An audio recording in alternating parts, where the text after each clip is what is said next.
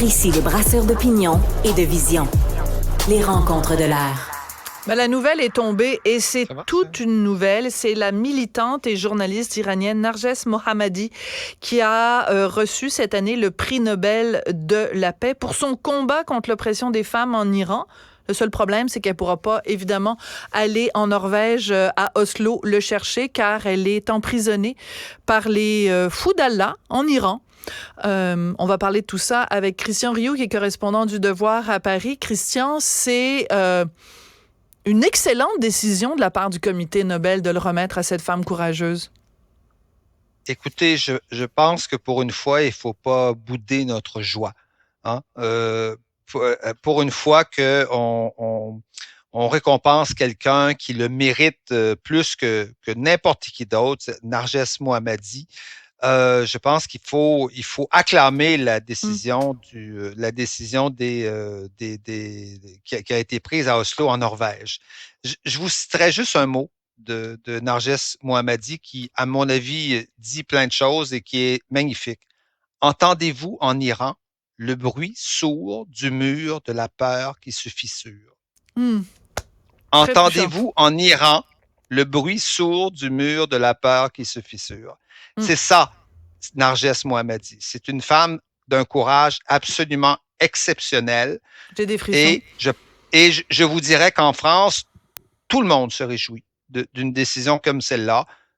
À la limite, la gauche, la droite, tout le monde est heureux d'une décision comme celle-là. Même à la limite, les gens qui probablement font la promotion du voile en France, et il y en a.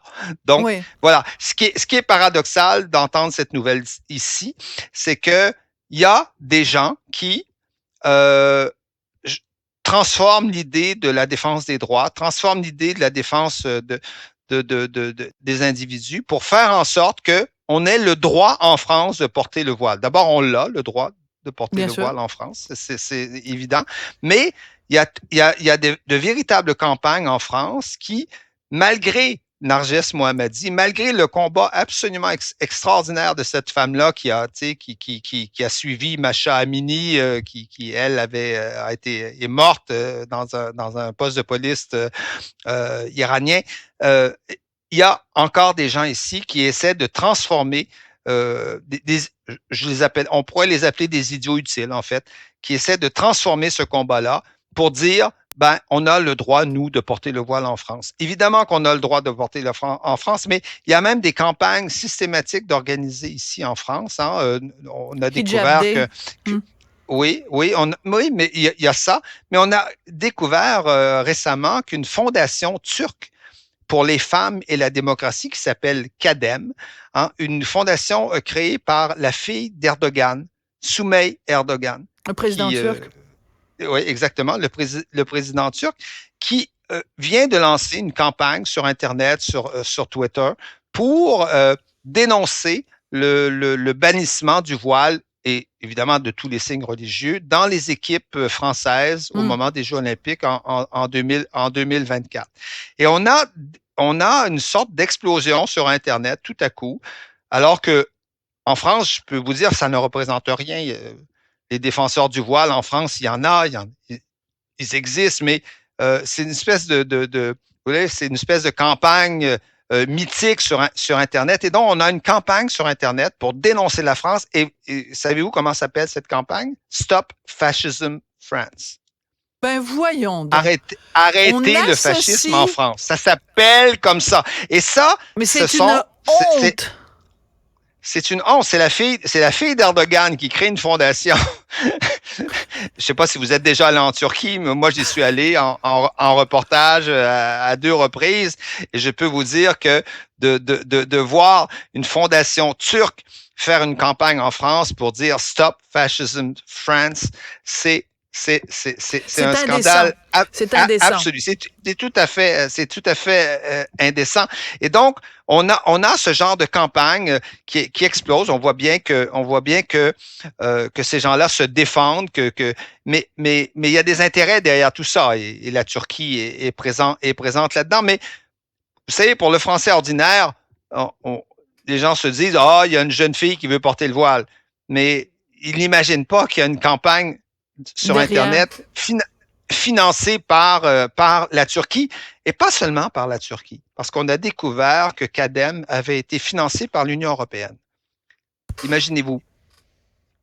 Imaginez-vous, on a découvert que, on sait aujourd'hui que depuis 2019, cette association créée pour faire la promotion des idées islamistes, pour faire la promotion du voile en France, pour faire la promotion de l'abaya, avait été financée par l'Union européenne.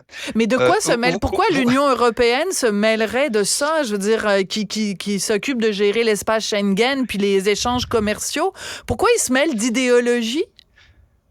Mais l'Union européenne, vous voyez, se mêle de tout. Hein. Quand on crée un super État comme ça, cet mais État-là, ça inclut tranquillement... l'idéologie? Corrigez-moi là, si je me trompe, mais est-ce que c'était prévu dans l'Europe, mettons Simone Veil, OK, qui a été une des premières à dire non, mais le Parlement européen et tout ça, je veux dire, c'est l'idée d'une Europe, c'est l'idée de pays qui mettent des choses en commun pour le bien et le bénéfice de tous. Mais je ne me rappelle pas que Simone Veil, dans son rêve d'une Europe unie et soudée, qui a été fait mention d'idéologie et surtout pas de religion. Oui, mais on n'en est plus là dans l'Union européenne. Ben non, c'est-à-dire, on a depuis longtemps dépassé cette idée qu'on mettait en commun des choses qui pouvaient nous intéresser tous et qui pouvaient faire avancer l'ensemble des pays de l'Union européenne. Donc, on a créé une superstructure qui évolue d'elle-même, vous savez, qui fonctionne d'elle-même et qui se veut quelque part un empire. Hein? Mais on a trahi le rêve. On a trahi le rêve original de ce que devait être le Parlement européen.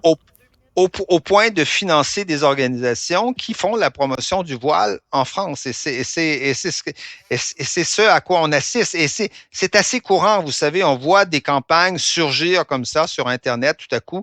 La France interdit l'abaya dans les écoles. En réalité, ça ne crée pas vraiment de problème. C'est-à-dire qu'il y a 65 filles qui sont arrivées avec abaya. Dans des écoles, 65 personnes, vous savez, en France, c'est rien, là. Sur une population de 65 millions d'habitants, c'est rien. Et donc, c'est rien. En réalité, c'est rien. Mais on a une gigantesque campagne pour promouvoir l'abaya. Donc, on se dit, mais, il y a un problème d'abaya. Mais en réalité, il n'y a pas de problème d'abaya. Il y a un problème d'abaya pour 65 filles qui sont arrivées. Et la moitié ont compris. Voilà. Et voilà. Et avec les réseaux sociaux, avec Internet, on fabrique un gigantesque problème. Et donc, la promotion du voile en France, c'est largement ça, parce que 95% des Français sont pour l'interdiction du voile à l'école. Voilà, c'est comme d'ailleurs, rappelons-le, comme l'étaient les Turcs à l'époque d'Atatürk. Il n'y a pas si longtemps, il y a 20 ans. Vous me disiez tout à l'heure, absolument, il y a 20 ans, le voile était interdit. Le voile était interdit dans les universités. Et quelque part, c'est ce que nous rappelle Narges Mohammadi, c'est-à-dire que oui, absolument. C'est-à-dire que il y a eu une Turquie où les femmes avaient le droit de citer, et cette Turquie est disparue depuis un certain temps. Et on essaie de transformer la France aujourd'hui en une espèce de pays islamiste qui ferait la promotion du voile. No pasaran, comme disait l'autre. Merci beaucoup, Christian Rioux. Bon, très bien. Merci. Allez, bonne longue fin de semaine. On se retrouve mardi prochain. Merci, Christian. Oui, tout à fait. À bientôt. Au revoir.